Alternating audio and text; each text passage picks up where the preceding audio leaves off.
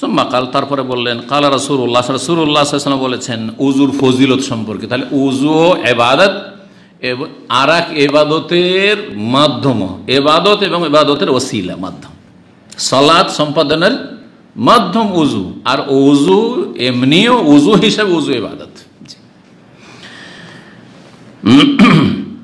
রাসূলুল্লাহ সাল্লাল্লাহু আলাইহি ওয়াসাল্লাম বলেন মান তাওয়াদ্দা নাহওয়া উযুই হাযা, যেই ব্যক্তি আমার মতো এ উযু করবে।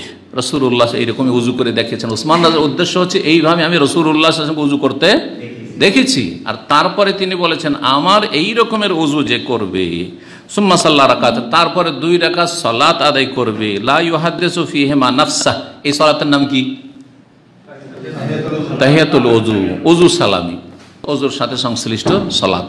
সেটা মুস্তাকিল সেপারেট হইতে পারে, আবার সেটা সামনে অন্য কোনো সালাত আছে তাতে নিয়ত হয়ে যায়, মসজিদে প্রবেশ করলেন উযু করে, তাতে তাহিয়াতুল মসজিদের নিয়ত করে, তাহিয়াতুল উযুরও নিয়ত করে নিলেন, অথবা সুন্নাতে রাতে বা জোহরের সুন্নাত পড়ছেন আপনি, ফজরের সুন্নাত পড়ছেন, ওর সাথে আপনি তাহিয়াতুল উযুরও নিয়ত করলেন, তাহিয়াতুল মসজিদের নিয়ত করলেন ফজরের সুন্নাতে, আর কি করলেন সুন্নাতে মুআক্কাদা, সুন্নাতে রাতে বারো নিয়ত করলেন ফজরে, কোনো অসুবিধা নেই। একটি কাজে 2-3টি একাধিক নিয়ত করা যেতে পারে।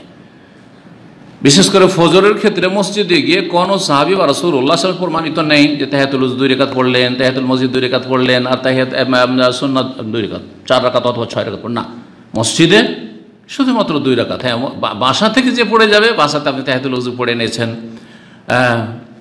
উযু করার পরে, আর তারপরে বা বাসাতে সুন্নাত পড়ে নিয়েছেন, অনেক বাসাতে সুন্নাত পড়ে তার উত্তম, আর তারপরে মসজিদে গেলেন এখনো একামতের সময় হয়নি, তাহলে কি করবেন? তাহিয়াতুল মসজিদের নিয়তে তখন সালাত পড়বেন, কারণ আপনি সুন্নাত পড়ে ফেলেছেন।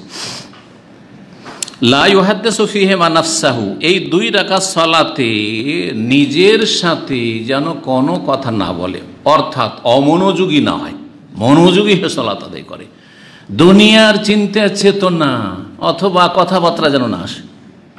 জি, 2 রাকাত সালাত আদায় করবে খুশুর সাথে, বিনয়ী হয়ে, গফিরা লাহু মা তাকাদ্দামা মিন যামবিহি, তার অতীতের গুনাহগুলি ক্ষমা করে দেওয়া হবে। আল্লাহু আকবার। এই ওযুতেই অতীতের গুনাহগুলি মাফ হয়ে যায়। ওযুর অঙ্গের সাথে যে ধুইছেন আপনি, মাসে করছেন, তার সাথে গুনাহগুলি ঝরে পড়ে যাচ্ছে। অন্য হাদিসে রয়েছে, বড় ফজিলত রয়েছে। কিন্তু কি লাগবে? একটি ঘাটতি আমাদের আছে, সেটা হচ্ছে ইহতিসাব, নেকির নিয়ত করা। আমরা উযু করছি কিন্তু গতানুগতিক উযু করছি, হ্যাঁ, দেখা দেখি উযু করছি, অর্থাৎ ফর্মালিটি পূরণ করা লাগবে, সালাত পড়বো তো উযু, কিন্তু উযুর সময় এই নিয়ত করি না যে এই উযুর মাধ্যমে আমার গুনাহগুলি ঝরছে, এই উদ্দেশ্যে আমি উযু করছি। নিয়তে যত ব্যাপকতা থাকবে, প্রশস্ততা থাকবে, তত বেশি নিয়ত গুণে বরকত হবে, নিয়ত অনুযায়ী বরকত হবে।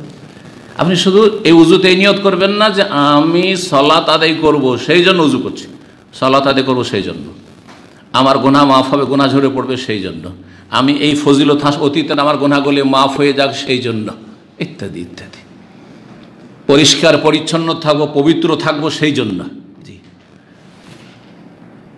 এইভাবে নিয়তের মধ্যে ব্যাপকতা নিয়ে আসবে। জি, অতীতের গুনাহগুলি মাফ করে দেওয়া হবে। কাবিরা গুনাহ, আহলে সুন্নাত ওয়াল জামাত এই ব্যাপারে একমত যে নেক আমল দিয়ে কাবিরা গুনাহ মাফ হয় না। কাবিরা গুনাহের জন্য আরেকটা শর্ত, সেটা হচ্ছে তওবা, তাতে অ্যাড করতে হবে।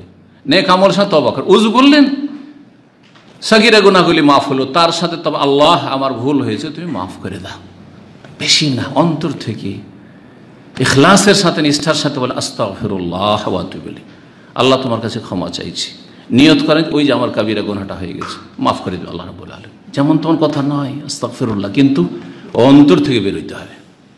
অন্তর থেকে বেরোয় যদি আল্লাহর সন্তুষ্টির জন্য, পরকালের জন্য চিন্তাশীল হয়ে, জাহান্নামের ভয়ে, জান্নাত লাভের আশায়, তাহলে এই আস্তাগফিরুল্লাহ এটি আমার আপনার ক্ষমার জন্য যথেষ্ট।